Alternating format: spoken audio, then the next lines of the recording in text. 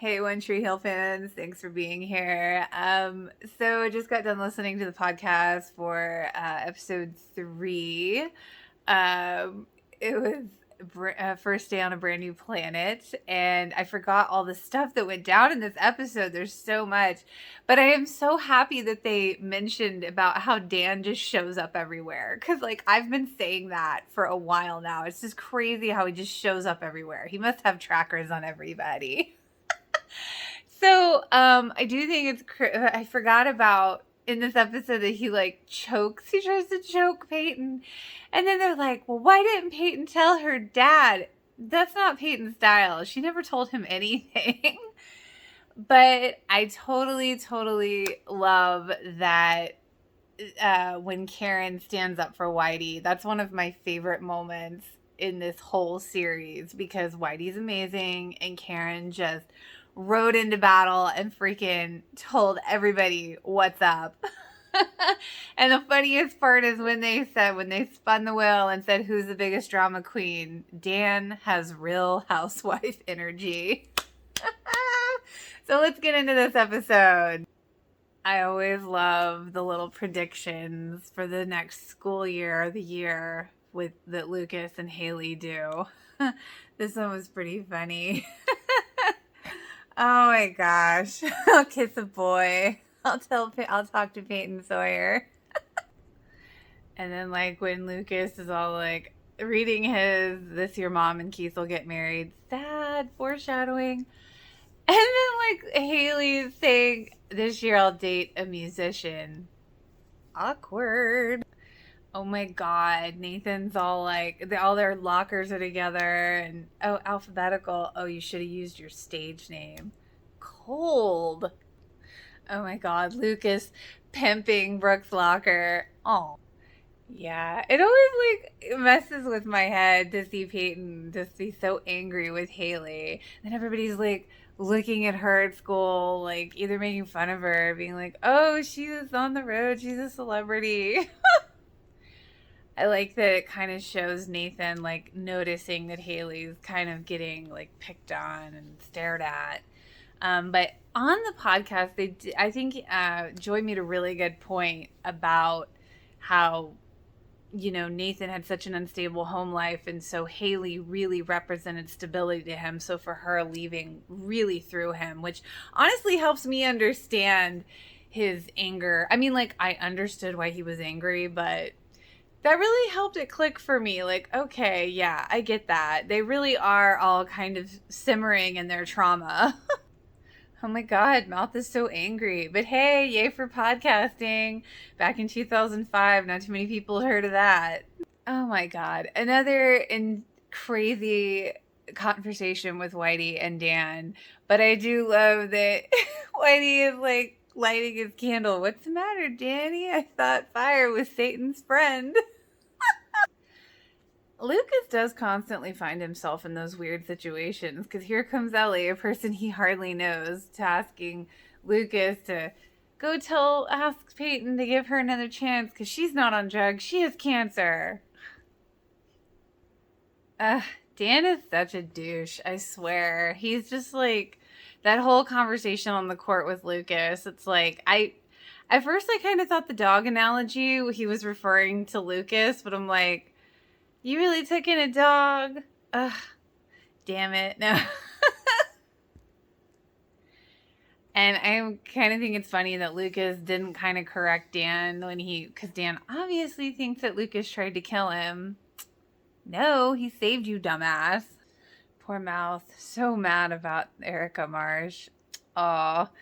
Awkward meeting between Brooke and Haley and Nathan and Peyton.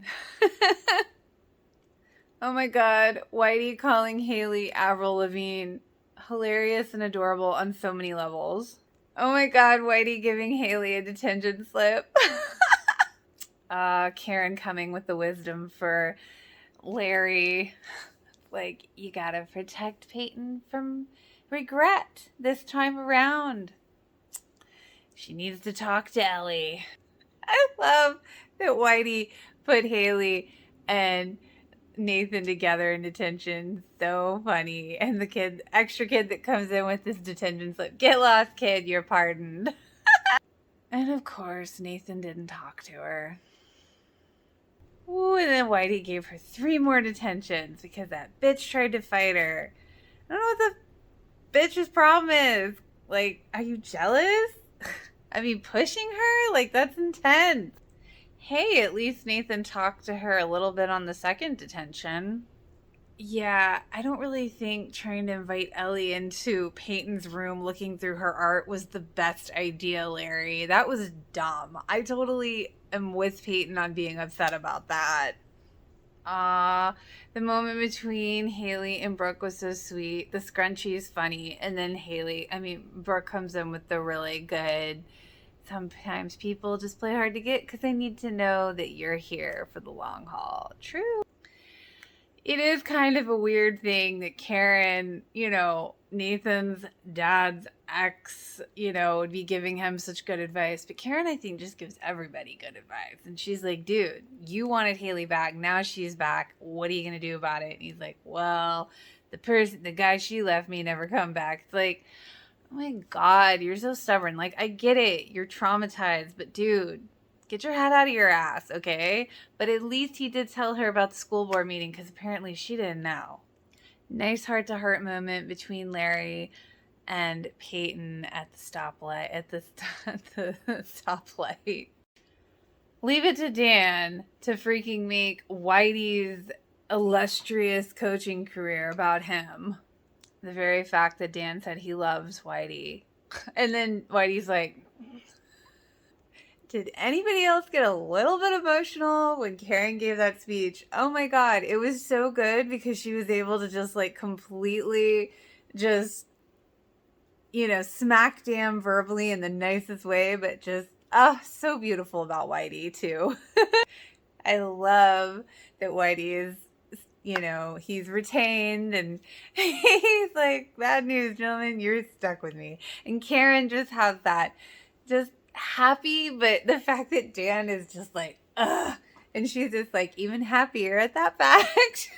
Oh my God, like Dan just pops up through wormholes. He just shows up again, and then he like pushes Peyton and tries to kill fucking Lucas, and it's just like, he's like, hey, I saved your life, and he's like, well, a stronger man would have. Like, nothing is ever good enough for you. You just can't admit that you were wrong, you piece of shit.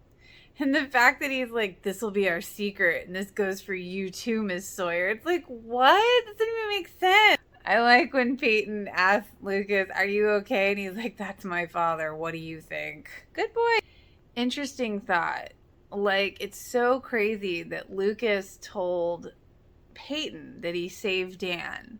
And I feel like this is something, and because then he goes to Brooke and Haley's, and she asks what happened to him, and he just, he just is like, it just pickup game got rough. Like, he doesn't tell her. So it's like, because before he would have told Haley everything, but now he's confiding in Peyton.